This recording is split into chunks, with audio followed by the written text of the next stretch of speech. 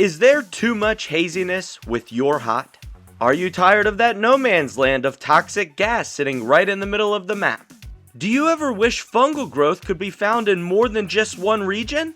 Ever think how nice it would be to have extra weed stems for your building projects?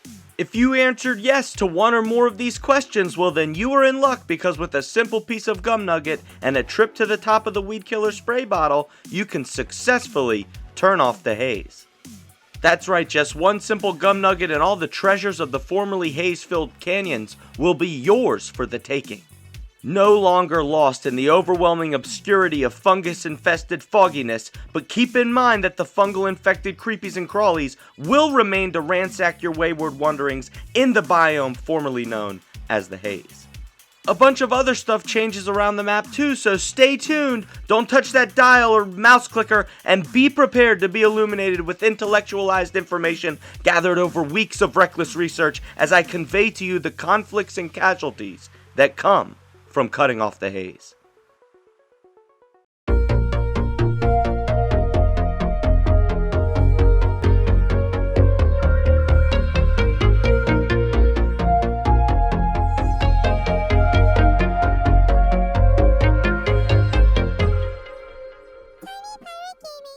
What up? Tiny Pirate Gaming here with another grounded, hot and hazy tutorial video covering everything you need to know about turning off the haze. But before moving on with the video, if you're a fan of grounded themed, grounded related content presented in tutorial format, then you've found the right channel, because that's basically all that I do here, and you could do me a huge favor by gently touching the like button, and I hope that this video earns your subscription today.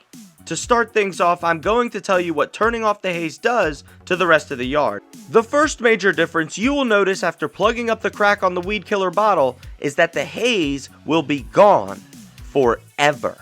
What this means for you is that you won't need a gas mask to explore the region anymore, the foggy-filled canyons full of special loot will now be clear, and those infected larvae that scream like Decepticons won't be able to sneak up on you as easily anymore. The random dead stink bugs and bombardier beetles will continue to spawn in the region, allowing you to claim some free bug parts, and the formerly hidden treasures like quartzite and feather spawns will be much easier to identify. There's also a bunch of raw science orbs scattered around the area, and a supersized serving of quartzite that can be harvested down in the canyons, which will come in handy when you use the new smithing station to upgrade your weapons. There are also changes that happen across the yard beyond the haze region as a result of plugging up the haze. Some of these can be good, and others not so good, depending on your perspective and playstyle. The first change you may notice a day or two after turning off the haze will be the appearance of Burr Weeds across the yard. These weeds don't do much other than give you a new resource that can be harvested for weed stems. This change can be very beneficial if you happen to like building in the game, because it will give you access to significantly more weed stems than before.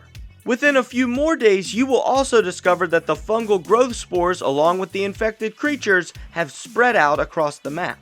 And these things spread everywhere: spider dens, field stations, the sandbox, and even underwater. The most impacted areas afflicted by this infected infestation are the stink bug spawns. The stink bug spawns that are affected are the one on the north side of the pond, around the stinky field station, and also along the wasteland border region between the red anthill and the biome formerly known as the haze. These formerly serene stink bug spawns will become like bug-infested war zones, filled with explosive infected creatures and spores that will almost always assault the stink bugs in the area with devastatingly destructive force. As a result, you might find it more difficult to find stink bugs to farm around the yard, but they won't be gone entirely, so don't worry. And that covers everything you need to know about turning off the haze in Grounded. So now that you know all that, I'm curious. Did you turn off the haze, or do you plan to? Or if not, why? I'd love to hear your thoughts on plugging up the haze. If you'd like, you can share them in the comments, or you can join the Tiny Pirate Gaming Discord and join in on the discussion with the rest of the #Tiny Crew. If you want to know my thoughts on turning off the haze, feel free to come ask me about it when I'm live over on twitch.tv. And if you want to be notified when I go live, you can follow me over on Twitter, or go gently touch my follow button over on the Twitch channel. Links to all of those can be found down in the description.